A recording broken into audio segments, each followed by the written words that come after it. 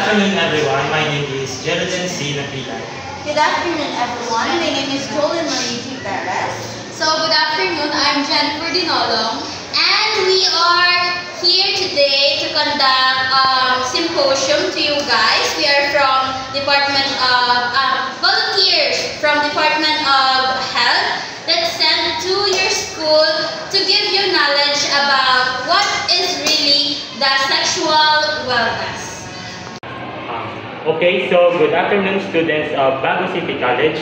So this afternoon, we are going to have a orientation that will cover one of your topics on dimensions of wellness, which is the sexual wellness.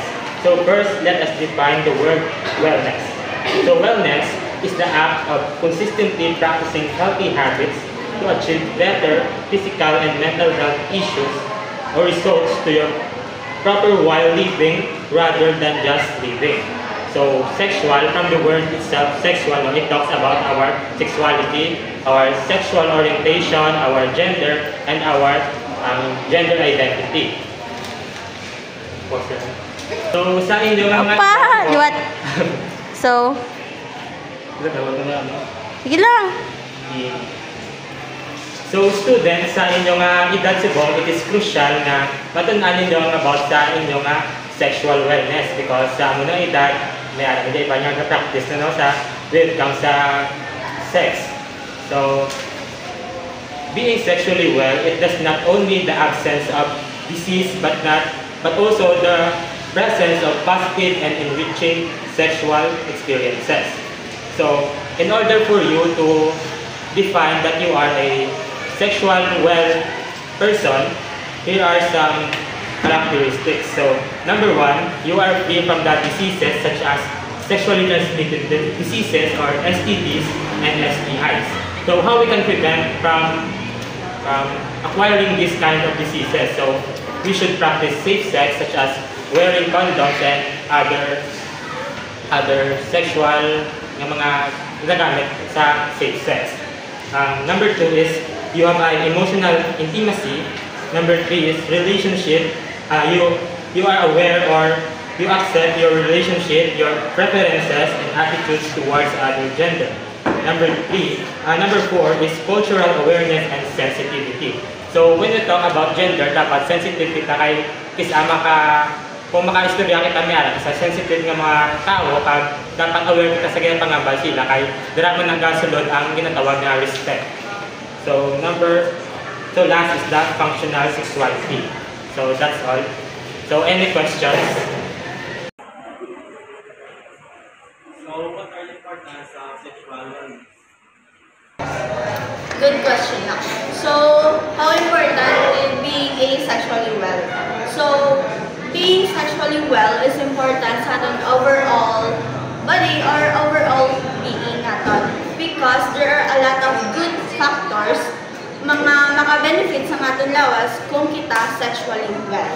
For example, sa pain management naton, if ang girl is sexually well, kag umarayan siya, dasig ma-elevate ang pain nga ginumat siya sini.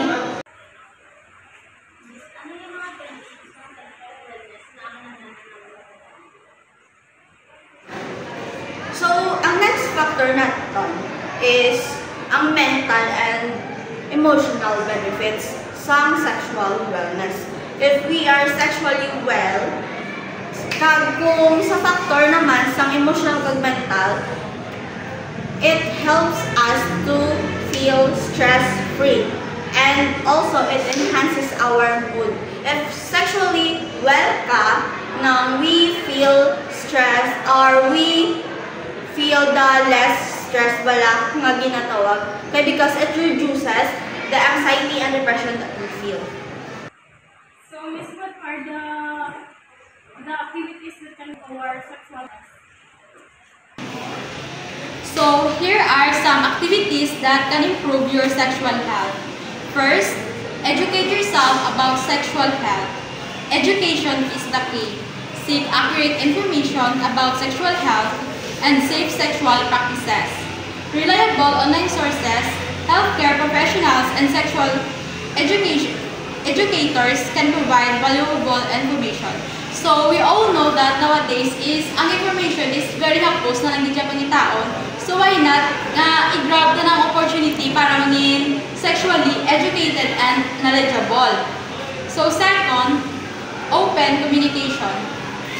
Communicate openly and honestly with your partner about your sexual desire, needs, and boundaries. So, sa inyo, bilang sexual health or sexual life sa inyong partner, may concern ka na or may gabother sa inyo. So, dapat i-communicate mo na openly sa imong partner para ma-clarify nyo or para maging wala na sang gabother sa imong pinsar. So, next, practice safe sex. Use protections like condoms and get regular STI screening. Practicing safe sex is a way to protect yourself and your partner from sexually transmitted infection. So, ang practice safe sex is a part of being educated when it comes on sexual health or sexual education. So, dapat, if sexually educated ka, dapat kabalo ka kung ano yung muon para ma-avoid mo pala ang mga sexually transmitted infection para ma-ensure nyo pala ang safety nyo sa inyong mga partner. So, next, prioritize self-care. Engage in activities that boost self-esteem, body confidence, and emotional well-being. And lastly, regular exercise. Physical activity improves blood circulation, hormones, and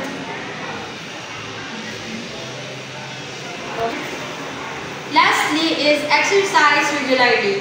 Physical activities improves blood circulations, hormone balance, and overall sexual function. So, ang exercise regularly is not only lang para sa imong physical health or para ma-improve ang imong physical well-being, but also makabulig man sa imong sexual health. That's all. So, we prepare a video presentation para sa inyo guys. Dahil may istorya ko bala simo kay amigo ko bala nga gapamilit gid siya bala nga nang makipag kabalo ka naman hindi pa ko be ready ni muon ko man.